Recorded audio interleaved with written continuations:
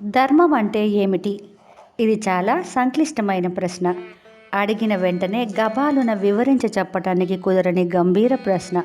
ఎందుకంటే ధర్మం అనే రెండక్షరాల శబ్దానికి చాలా లోతు ఉంది, సంక్లిష్టత ఉంది, నిగూఢత ఉంది, విశాలత ఉంది. ధర్మంతు సాక్షాత్ భగవత్ ప్రణీతం. ధర్మాలన్నీ సాక్షాత్ పరమాత్ముని నుండి లభించాయి. ధరించున్నది కాబట్టి ధర్మము అనే ధర్మ శబ్దానికి ఇంకొక అర్థం ఉంది. ధర్మము నిత్య సత్యమై ఉండేదైనా దేశకాల ప్రాంతాదులను అనుసరించి ధర్మం మారుతూ ఉంటుంది. ధర్మం సామాన్య ధర్మం, విశేష ధర్మం అని రెండు రకాలు. ధృతి క్షమాదమోస్తేయం శౌచమింద్రియ నిగ్రహ హిర్విద్యా సత్యమక్రోధ ఏతద్ ధర్మస్య లక్షణం. ధృతి, క్షమ, దమం, అస్తేయం, శౌచం, ఇంద్రియ నిగ్రహం, సిగ్గు, విద్య, సత్యం, ఆక్రోధం, ఈ 10 లక్షణాలు కలిగి ఉన్నదని ధర్మమని శాస్త్రం చెబుతోంది. ధర్మం అంటే మానవుడు ఏదైనా పని ప్రారంభించినప్పుడు తనకు సంబంధించినది కావచ్చు, కుటుంబానికి సంబంధించినది కావచ్చు, సమాజానికి సంబంధించినది కావచ్చు. ప్రారంభించేటప్పుడు ఏ సమస్యలు ఉండవు, కానీ ప్రారంభించిన కొన్ని రోజులకే కొన్ని వేల సమస్యలు ప్రారంభమవుతాయి, విమర్శలు ప్రారంభమవుతాయి, ఎన్నెన్నో అడ్డంకులు కలిగి నిరాశ కలుగుతుంది. ఎన్ని అడ్డంకులు వచ్చినా ఆత్మబలంతో, అకుంఠిత దీక్షతో ధృతి చెడకుండా ముందుకు సాగిపోవాలి. ఇది ధర్మం. మనిషి ఏ విషయంలోనైనా, ఏ పనిలోనైనా ఓర్పు కలిగి ఉండాలి, క్షమాగుణంతో ఉండాలి. ప్రతి దానిని, ప్రతి వారిని, ప్రతి విషయాన్ని క్షమాశక్తితో ఎదుర్కొనాలి. కోపగించుకోకూడదు. ఓర్పు గుణం ఉన్నవారిని ఏ శక్తులు ఏమీ చేయలేవు. ఇది ధర్మం. మనం ఒక పని చేసేటప్పుడు మన మనసు సంపూర్ణంగా ఆ విషయంలోనే లగ్నం కావాలి. ఒక పని చేస్తూ మరొక దానిని గురించి ఆలోచించకూడదు. ఏ విషయంలోనైనా ఏకాగ్రత ముఖ్యం. చదువుతున్నా, వింటున్నా, పని చేస్తున్నా, మాట్లాడుతున్నా మనస్సును పరిపరి మార్గాలకు పోనివ్వకుండా ఉండాలి. ఇది ధర్మం. తనకు తెలియని విషయాలకు తాను తెలుసుకొనక, పెద్దలు పూర్వులు చెప్పిన దాన్ని అంగీకరించక, స్వతంత్ర నిర్ణయం తీసుకొనలేక నిస్తేజంగా, నిర్వికారంగా, నిరాశగా, నిర్లిప్తగా, నియమరహితుడుగా ఉండకూడదు. ఇది ధర్మం. మనిషి ఎల్లప్పుడూ మనస్సును, శరీరాన్ని, మాటను, ఆలోచనను, సంసారాన్ని, ఇంటిని, పరిసరాన్ని, ధరించే వస్త్రాలను పరిశుభ్రంగా, శుచిగా ఉంచుకోవాలి. మనసు పరిశుభ్రంగా ఉండాలి, మాట పరిశుభ్రంగా ఉండాలి, మనిషి పరిశుభ్రంగా ఉండాలి. ఇది ధర్మం. చదువుతున్నా, సంపదలున్నా, కీర్తి ఉన్నా, బలం ఉన్నా, ఇంద్రియ నిగ్రహం లేని వానికి ఏదో ఒకరోజు పతనం తప్పదు. కాబట్టి మనస్సును దాని ఇష్టానికి దాన్ని వదిలివేయకుండా మన చెప్పు చేతుల్లో ఉంచుకోవాలి. మనస్సును గెలిచిన నాడు దేవేంద్రుడనైనా గెలుస్తాడు. మనస్సును తమ చెప్పు చేతుల్లో ఎవరుంచుకుంటారో వారిని భూత ప్రేతాలు కానీ, దెయ్యాలు కానీ, యక్ష కిన్నెర కింపురుషులు కానీ, గ్రహాలు కానీ, రోగాలు కానీ, కష్టసుఖాలు కానీ, మరణం కానీ వశంలో ఉంటాయి. కాబట్టి మనస్సును, మాటను, దృష్టిని, శరీరాన్ని, చేతలను అదుపు చేయాలి. ఇది ధర్మం.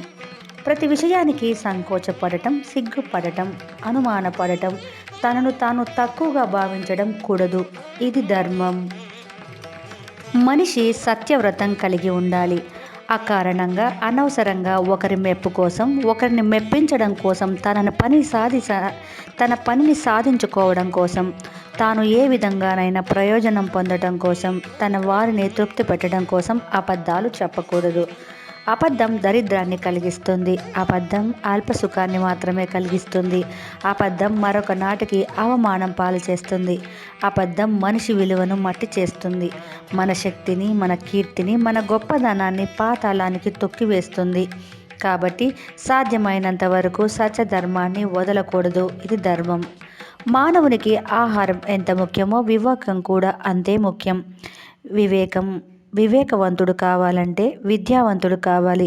శాస్త్రాలు, పురాణాలు, ఇతిహాసాలు విన్నంత మాత్రాననే వివేకం సిద్ధించదు. విన్న విషయాలను స్వానుభవానికి మళ్లించుకోవాలంటే మనిషికి విద్య కావాలి. విద్యా విహీన పశువు అని ఆర్యవాణి. మనిషిగా పుట్టి మట్టి బొమ్మగా జీవితం గడపకూడదు. ఎంతటి పేదతనం పెనవేసుకొని ఉన్న, స్థితిగతులు ఎంతటి బాధాకరమై ఉన్నా భిక్షమెత్తి అయినా చదువుకోవాలి అని ఋషివాక్యం. విద్య ప్రతి వ్యక్తికి నిర్బంధంగా ఉండాలి. ఇది ధర్మం. పగ, హింస, కోపం, ప్రతీకారం, మనస్తత్వం ఇవన్నీ మనిషిని పతనావస్థకు నెడతాయి. పగ, ప్రతీకారాలు మనిషికి అశాంతికి గురిచేసి అనారోగ్యాన్ని కలిగిస్తాయి. తన అభివృద్ధికి తానే ఆటంకంగా నిలవాల్సి వస్తుంది. తనను కన్నవారికి, తాను జన్మనిచ్చిన వారికి, తనను నమ్మి బతికే వారికి అన్యాయం కలుగుతుంది. అకారణంగా సాటి ప్రాణుల్ని హింసించుట, ఆహారం తింటూ ఉన్న ప్రాణుల్ని, నీరు తాగుతున్న ప్రాణుల్ని, ఆడ మగ కలుసున్న జంటల్ని హింసించడం, భయపెట్టడం, రాళ్లతో కర్రతో హింసించడం, తన దారిన తాను వెళుతున్న ప్రాణుల్ని భయపెట్టి పరగెత్తించడం మంచిది కాదు.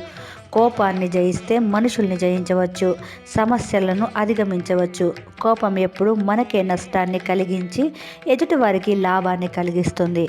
కోపం ఆత్మీయుల్ని దూరం చేస్తుంది. కోపం భవిష్యత్తును ఛిద్రం చేస్తుంది.